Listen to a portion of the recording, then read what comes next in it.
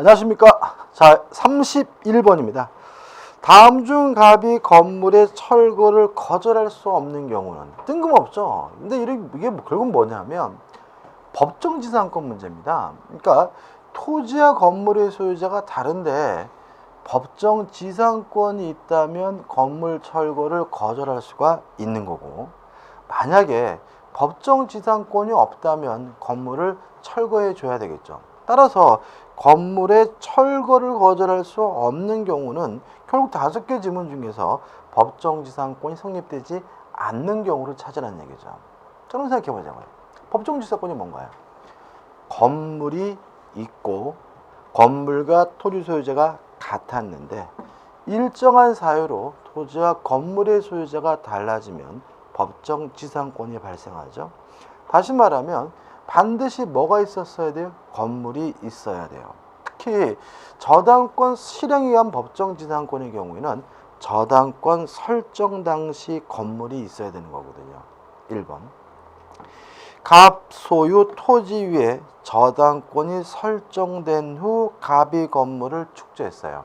그러면 저당권 설정 당시에는 건물이 없었기 때문에 법정지상권이 발생하지 않아요.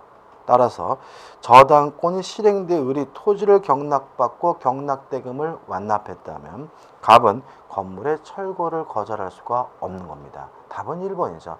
이 보시다시피 이 법정지상권에 대해서 은근히 문제가 어렵지 않게 쉽게 내니까 너무 걱정하지 않으셔도 될 것 같아요. 나머지 것들 보시면 2번 을 소유 토지와 그 지상 건물 중 건물에 설정된 저당권이에요. 그러면 저당권 설정 당시에 건물이 있었고 건물과 토지 소유자가 같았네요. 갑이 건물을 경락받고 경락대금을 완납했다면 갑은 법정지상권을 취득하게 됩니다. 3번 갑 소유 토지와 그 지상 건물 중 건물의 전세권이 설정된 후, 이것도 마찬가지죠. 건물이 있었고 건물과 토지 소유자가 같았는데 을이 토지를 매수하고 이전 등기를 격려했다면 토지와 건물의 소유자가 달라졌더라도 갑은 법정지상권을 취득하는 거죠. 4번 갑 소유 토지와 그 지상 건물 중 을이 토지를 매수하고 이전 등기를 격려한 경우 매매할 당시에 건물이 있었고 건물과 토지 소유자가 같았는데 달라졌고요. 5번 을 소유 토지와 지상 건물 중 갑이 건물을 매수하고 이전 등기를 격려한 경우도 매수할 당시에 건물이 있었고 건물과 토지 소유지가 달라졌으니까 갑은 뭘 취득해요? 법정지상권을 취득하는 거죠. 특히 4번과 5번은 매매로 달라졌기 때문에 간수법상 법정지상권이라고 하는 거죠. 답은 뭐죠? 1번이 됩니다. 제5장 지역권입니다. 한 문제만 넣었는데 지역권은요. 한 문제가 나올 수도 있고 안 나올 수도 있고 작년에는 나왔어요. 근데 이것도 아주 기본적인 것만 냅니다. 뭐 판례라는 것도 없는 거거든요. 그래서 틀린 것을 찾네요. 1번 지역권은 상속에 의해서 취득할 수 있다. 당연하겠죠. 왜요? 지역권도 재산권이니까 상속이 되겠죠. 2번 요역지와 분리하여 지역권만을 양도할 수 있다. X죠. 왜냐하면 지역권은 요역지상의 권리에 종된 권리입니다. 따라서 요역지상의 권리가 이전되면 지역권도 자동으로 쫓아가고요. 종된 권리이기 때문에 지역권만 따로 분리해서 뭐 할 수는 없어요? 처분할 수는 없는 거죠. 답은 뭐죠? 2번이 되는 거죠.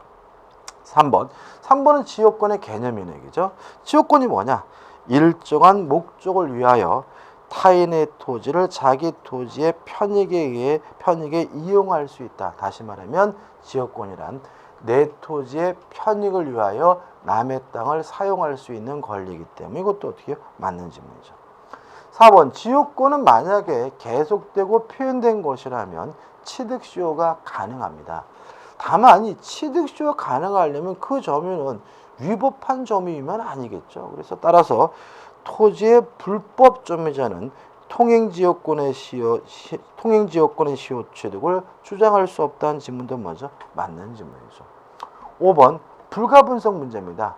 긍정적인 것은 단독으로, 부정적인 것은 전원이 함께죠. 다시 말하면 지역권을 취득하는 것은 긍정적인 것이니까 한 사람만 취득하면 되고요.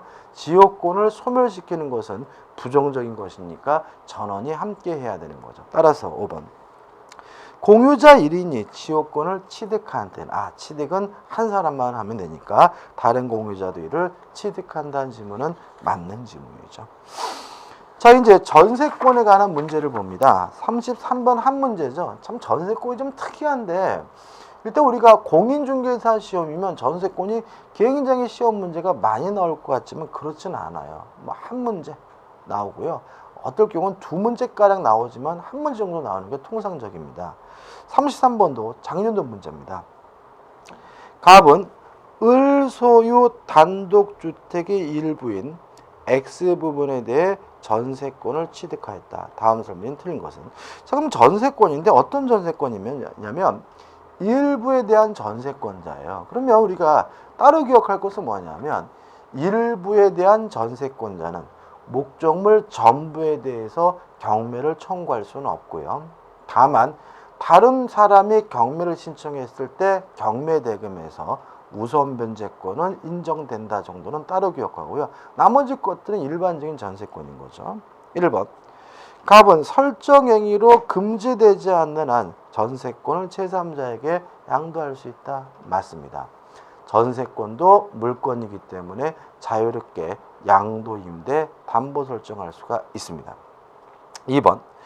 전세권의 존속기간이 만료한 경우 갑은 지상물 매수를 청구할 수 있다. X입니다. 자, 왜냐하면 지상물 매수 청구권은 지상권에 있는 거예요. 임차권에 있는 거예요. 전세권의 경우에는 부속물 매수 청구권이 인정되지 지상물 매수 청구권이 인정되는 것은 아니거든요. 그래서 답은 뭐죠? 2번인 거죠. 간단하지만 잘 내린 형태의 지문이고요. 3번. 갑의 전세권의 존속기간이 만료가 됐어요. 그럼 일단 전세권의 용익물권적 권능은 수면은 다 맞는 지문이고요. 물론 아직 전세금을 돌려받지 않았다면 담보물권적 권능은 물론 유지가 되겠죠. 4번. 갑은 주택 전부에 대하여 후순위 권리자보다 전세금의 우선 변제를 받을 권리가 있다. 다시 말하면 일부 전세권자라도 우선 변제권은 인정이 되죠. 맞네요. 5번. 을이 전세금의 반환을 지체한 경우 갑은 X 부분이 아닌 나머지 주택 부분에 대하여 경매를 청구할 수 없다. 맞죠. 일부에 대한 전세권자는 목적물 전부에 대해서 경매를 신청할 수는 없습니다. 답은 2번이 되네요. 다음 7장 유치권에서 이것도 한 문제만 넣었는데 유치권은 뭐 양은 많지 않지만 반드시 나오는 부분이고요. 이 작년도 시험 문제지만 전형적인 문제가 나왔습니다. 물론 요 비슷한 문제가 올해도 또 나올 거예요. 근데 조금씩 바뀌겠죠, 그죠? 일단 사례를 보시면 갑의 X 건물을 임차한 을은 X 건물을 보존 개량하기 위해 병으로부터 건축자재를 외상으로 공급받아 수리를 완료하였다. 자, 그러면 여기서 보존 개량비 수리비는 목적물에 관하여 생긴 채권이니까 유치권 행사할 수가 있겠죠. 근데 조심할 것은 뭐냐면 건축자재 외상 대금은 매매 대금인 거죠. 제가 뭘 사서갈까요?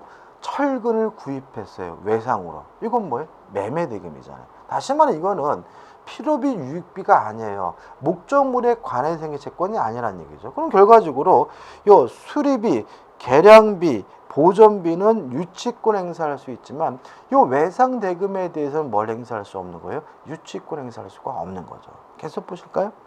고 임대차가 종료하였지만 수리비를 상환받지 못한 을은 X 건물을 점유하고 있다. 다음 설명 중 틀린 것은 1번. 을이 병에게 외상대금을 지급하지 않으면 병은 X 건물에 대해 유치권 행사할 수 있다. X죠. 아주 간단하죠. 외상대금은 매매대금입니다. 유치권의 대상이 아닌 거죠. 1번이 답이네요. 2번. 을은 갑이 수리비를 상환할 때까지 X 건물에 대해 유치권 행사할 수 있다. 맞죠? 수리비, 필요비는 목적물에 관해 생긴 채권이니까요. 3번.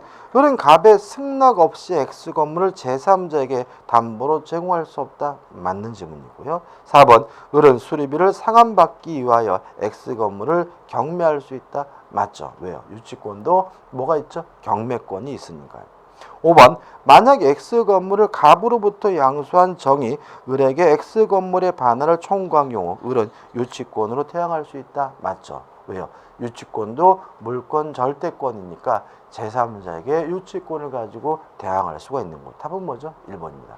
참 재밌는 거는 아주 기본적인 문제잖아요. 근데 이게 또 굉장히 많이 틀리신 거예요. 작년에 시험 보신 분들이. 그래서 제가 여쭤봤더니 왜 틀리냐 그랬더니 일단 이 문제 사례가 파악이 잘 안 되셨대요. 뭔 소린가 싶었고 그러다 보니까 문제는 뭐죠? 대충 읽어보고 지문부터 접근하다 보니까 이게 뭐죠? 틀렸다는 거죠. 그래서 우리가 일단 민법의 가장 기본적인 것은요. 문제를 정확하게 파악하시고 나서 지문을 접근하시는 것이 어떻게 보면 가장 기초이기도 하고 중요한 건데 잘 안 하는 부분이니까 좀 주의하시기 바랍니다. 답은 뭐죠? 1번입니다.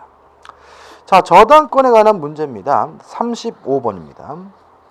답은 을에 대한 금전 채권을 담보하기 위해 을의 X토지의 저당권을 취득하였고 그 병이 X토지에 대하여 저당권을 취득하였다. 다음 설명 중 옳은 것은 일단 1번 갑은 저당권을 피담보 채권과 분리하여 제3자에게 양도할 수 있다. X 채권과 담보물권은 부정성, 수반성이 있습니다. 따라서 채권과 담보물권을 분리해서 뭐 할 수 없어요? 양도할 수가 없는 거죠. 2번 을이 갑에게 이행기의 피담보 채무 전부를 변제하면 갑 명의의 저당권은 말소 등기하지 않아도 소멸한다. 맞아요. 일단 뭐 기본적인 생각은 이런 거죠.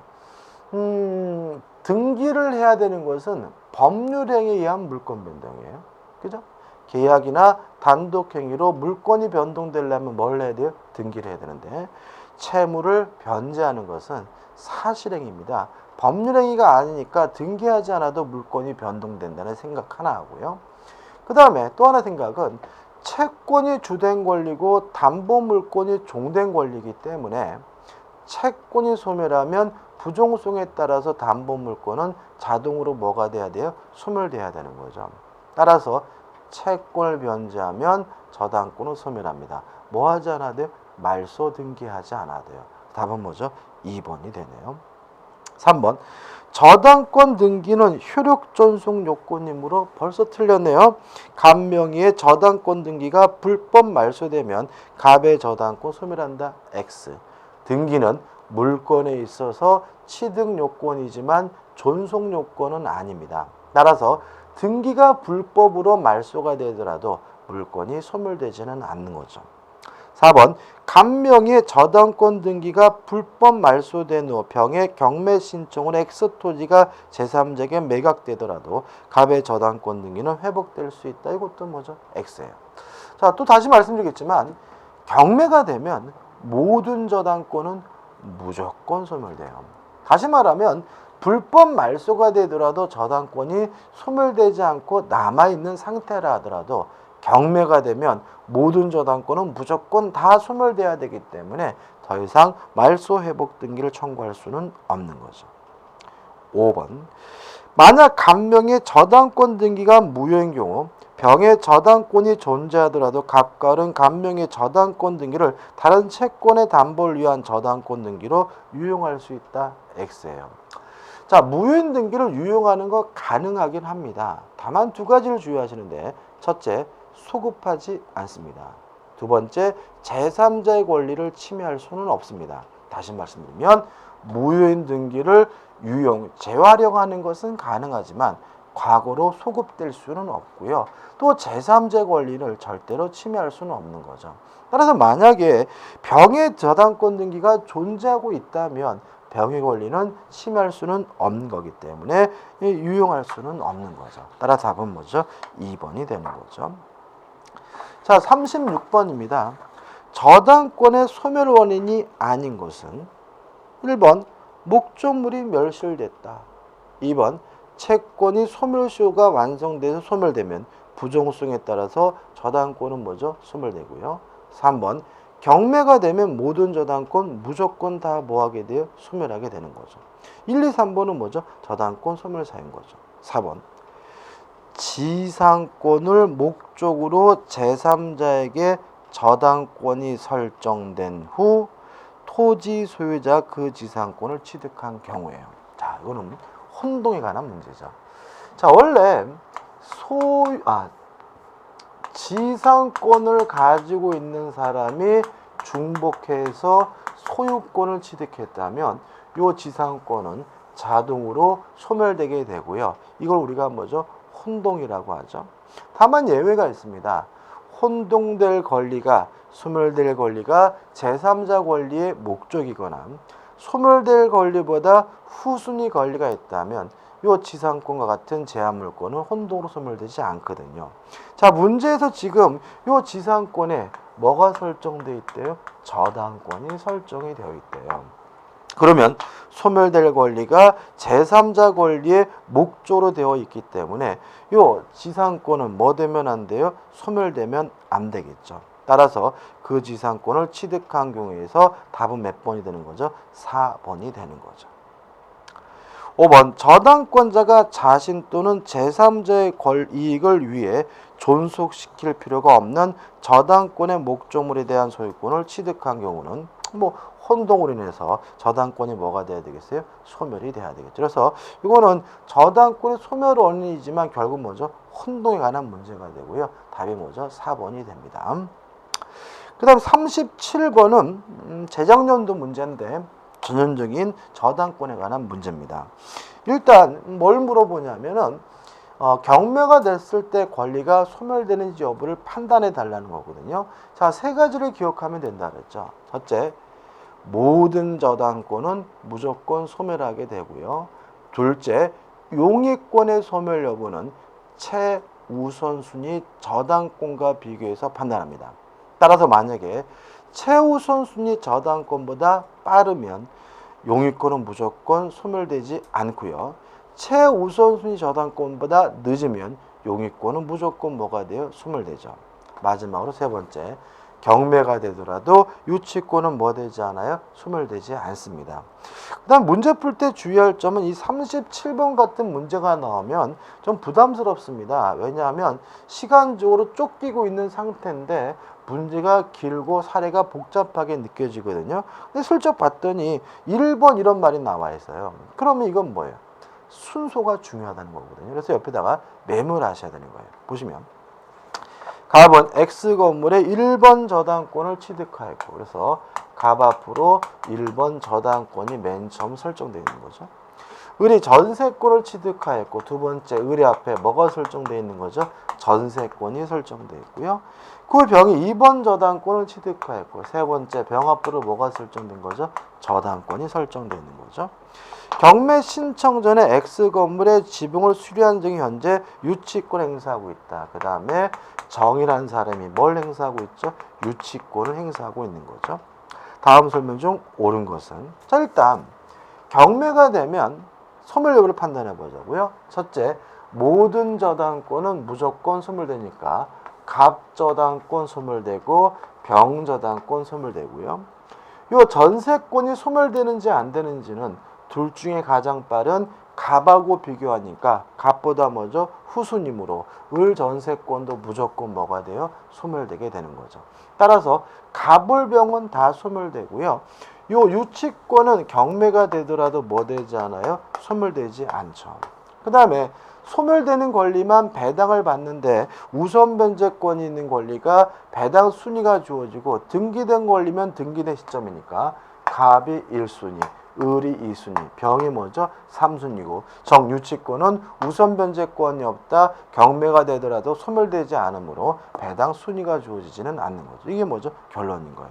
따라서 옳은 거 3번 보시면 누가 경매를 신청했는지는 뭐 하지 마세요? 신경 쓰지 마세요. 병의 경매 신청으로 무가 X 건물을 매수하면 정의 유치권을 제외한 모든 권리는 소멸한다. 이게 뭐죠? 답이 되는 거죠. 그래서 알면 대단히 쉬운데요. 복잡하게 이해하시고 복잡하게 기억하려고 하니까 어려울 뿐인 겁니다. 답은 3번이죠. 자, 이제 계약법에 관한 문제로 들어가게 됩니다. 일단 계약법 총론해 가지고 38번은 계약에 관한 1번적인 문제인데 어려운 문제는 아닙니다. 틀린 것을 찾는데 1번 계약을 합의 해지하기 위해서는 합의 해제도 뭐예요? 계약이죠. 따라서 청약과 승낙이라는 서로 대립하는 의사표시가 합치되어야 한다. 당연히 뭐죠? 맞는 질문이죠. 2번 당사자 사이에 동일한 내용의 청의사로 교차가 됐다면 굳이 별도로 뭐 할 필요 없이요? 승낙할 필요 없이 양청약이 상대방에게 도달한 때 계약은 성립한다. 맞는 질문이고요. 우리가 교차 청약에 의한 계약 성립이라고 하죠. 3번 계약의 합의 해제에 관한 청약에 대하여 상대방이 조건을 붙여 승낙을 했어요. 그러면 승낙이 아닌 거죠. 조건을 붙인 승낙은 새로운 청약에 불과한 것이니까 그 청약은 원래 청약은 그 효력을 잃는다는 질문도 뭐죠? 맞는 질문이죠. 4번 승낙할지 안 할지는 오로지 청약자의 자유인 겁니다. 승낙자의 자유인 겁니다. 따라서 청약자가 승낙자의 승낙할 자유를 제한할 수가 없는 거고요. 그런 자유를 제한한다면 항상 뭐인 거냐면 무효인 겁니다. 따라서 청약자가 일정한 기간 내 회답이 없으면 승낙한 것으로 본다라고 표시한 경우는 무효예요. 따라서 특별한 사정이 없는 한 상대방은 이에 구속된다 X고요. 구속되지는 않습니다. 답은 뭐죠? 4번이 되는 거죠. 5번 꼭 승낙을 말로 해야 되느냐 문제인 거죠. 자, 승낙으로 볼 수 있는 행위가 있으면 그것만으로도 바로 계약이 성립되고요. 이거 우리가 의사실현에 의한 계약 성립이라고 하거든요. 5번 청약자의 의사표시나 관습에 의하여 승낙의 통제가 필요하지 않는 경우 계약은 승낙의 의사표시로 인정되는 사실이 있는 때 성립한다는 지문은 맞는 지문이 되겠죠. 답은 뭐죠? 4번이 되는 거죠. 자, 39번인데요. 제3자를 위한 계약이 시험 문제에 나왔고요. 작년에. 물론 이거는 뭐죠? 재작년에도, 재재작년에도, 재재작년. 다시 말하면 제3자를 위한 계약에 대한 지문은 시험 문제가 반드시 출제하고 있는 부분입니다. 근데 우리가 좀 문제가 되는 것은 뭐냐면 이 제3자를 위한 계약은 반드시 사례 문제를 출제하고 있다는 점이죠. 그래서 어려워하시는데 다행히 사례는 한 가지 사례밖에 내지를 않습니다. 39번 보시면 매도인 갑과 매수인은 계약을 하면서 그 대금을 병에게 지급하기로 하는 제3자를 위한 계약을 체결하였다. 틀린 걸 찾으라는 얘기인데 결국 이런 얘기죠. 갑과 을이 만나가지고 매매 계약을 하면서 매매 대금은 누구한테요? 병에게 대금을 지급하기로 했다 해가지고 우리가 수업 시간이나 문제에서 아주 자세히 흔히 봤던 뭐죠? 것이 되는 거죠. 그죠? 일단 용어 정리가 중요하다 그랬죠. 여기서 을을 우리가 뭐죠? 낙약자라고 하고 갑을 우리가 뭐죠? 요약자라고 하고요. 병을 제3자 또는 수익자라고 하고 갑과 을 간의 요 매매 계약 이걸 우리가 뭐죠? 보상관계라고 하고요. 이 문제에서는 지금 갑과 병 간의 관계가 안 나와 있는데 이걸 우리가 뭐죠?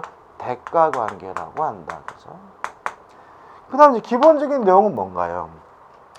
보상관계에서 발생하는 모든 문제는 수익관계에 바로 어떻게 해요? 영향을 준다. 매매가 무효면 대금 안 주고요. 매매가 취소가 돼도 대금 안 주고요. 만약에 갑이 을에게 재산권을 이전해 주지 않아서 을이 갑에게 동시이행 항변권 행사하고 있다면 이 항변권 누구한테요? 병에게도 행사할 수 있는 것이 가능하고요. 이때 병은 보호의 대상으로서 제3자가 아니기 때문에 선이라 하더라도 뭐 받지 못해요? 보호받지 못한다는 거 주의하셔야 되고요. 그 다음에 요 갑과 병 간의 관계, 요 대가 관계는 수익 관계에 아무런 영향을 미치지 않는다.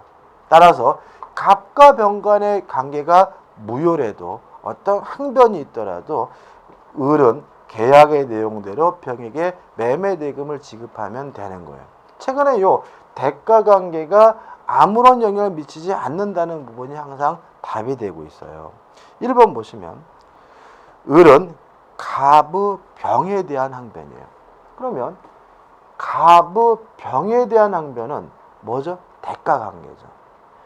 갑의 병에 대한 항변은 뭐라고요? 대가관계고, 대가관계에서 발생한 문제는 뭐에는요? 수익관계에는 아무런 영향을 미치지 않는 것인데 병에게 대항할 수 있다. X고요. 답은 그래서 뭐죠? 1번이 되는 거죠. 그래서 공부하다 보면 또 어떤 현상이 있냐면 자꾸 요 병이 뭐 수익의 의사표시란 이행을 좀 이게 자꾸 이렇게 외우다 보니까는 요 기본적인 이 갑과 병 간의 관계, 대가 관계가 수익 관계에 아무런 영향을 미치지 않는다는 걸 자꾸 빼먹으세요. 그러다 보니까 잘 되고 있으니까 주의하시기 바라고요. 답은 뭐죠? 1번이죠. 나머지 질문들은 일반적입니다. 병이 수익의 의사표시를 한 후 을이 대금을 지급하지 않으면 채무불이행이니까 매매계약을 해지할 수 있는데 조심할 것은 매매계약을 해지하는 것은 병이 아니라 누군 거죠? 갑인 거죠. 병은 계약의 당사자가 아니니까 갑은 계약을 해지할 수 있다. 맞는 질문이죠. 3번 병이 수익의 의사표시라면 특별한 사정이 없는 한 을은 대금 지급 청구권을 확정으로 취득한다. 맞고요. 따라서 을은 병에게 직접 대금을 달라고 뭐 할 수 있어요? 청구할 수 있고요. 4번 을이 상당한 기간을 정하여 병에게 수익 여부 확답을 최고하였으나 그 기간 내에 확답을 받지 못하면 병이 수익을 거절한 것을 본다는 것도 기억해 두시기 바라고요. 5번 자 매매계약의 당사자는 갑과 을인 거예요. 따라서 만약에 요 매매계약이 무효가 되거나 취소가 되거나 해제가 됐을 때 원상 회복이든 부당이든 마당이든 누가 할 문제예요? 갑과 을이 할 문제지 병이 할 문제는 아닌 거예요. 따라서 5번 을이 병에게 대금을 지급한 후 계약이 해제된 경우 특별한 사정이 없는 한 을은 병에게 대금의 반환을 청구할 수 없다. 맞는 질문이에요. 왜요? 해제가 됐을 때 원상회복은 누구하고요? 갑과 을이 할 문제지 병이 할 문제는 아니기 때문이에요. 그래서 답이 1번인데 보통 우리 수험생분들은 5번을 많이 선택하셨더라고요. 5번은 뭐죠? 틀린 지문이 아니라 맞는 지문임을 주의하시기 바랍니다. 40번입니다. 유치권과 동시이행 항변권에 관한 설명으로 옳은 것을 모두 고른 것은 일단 이 유치권과 동시이행 항변권을 구별하는 문제를 가끔 내게 되는데 일단 가장 기본적인 차이점은 뭐냐면 유치권은 담보물권이라는 점이고요. 동시이행 항변권은 쌍무계약의 내용, 쌍무계약의 권능에 불과하다는 점에서 차이점이 있고요. 또 이제 수험생들이 항상 문제가 되는 건 뭐냐면은 유치권 따로 배우고 동시이행 항변권 따로 배우다 보니까 이게 항상 별개의 권리인 것처럼 오해하는 경우가 있는데 실제로는요. 일반적으로 두 가지 권리가 동시에 함께 발생하는 경우가 일반적이에요. 한번 생각해 볼까요? 제가요. 시계가 고장이 나가지고 시계 수리를 맡겼어요. 그럼 저는 시계 수리공과 계약을 한 건데 무슨 계약을 한 거냐면요. 도급 계약을 한 거예요. 왜요? 시계를 수리해주면 일을 완성하면 대가를 뭐예요? 지급하는 거잖아요. 그래서 시계 수리해주면 5만 원 주기로 했거든요. 근데 제가 시계를 수리했다고 해서 찾으러 갔더니 그 아저씨가 저한테 5만 원을 달래요. 그러면 저는 없는데 그러면 이 5만 원은 시계 목적물로부터 발생한 채권이니까 유치권을 이유로 반환을 거부할 수 있고요.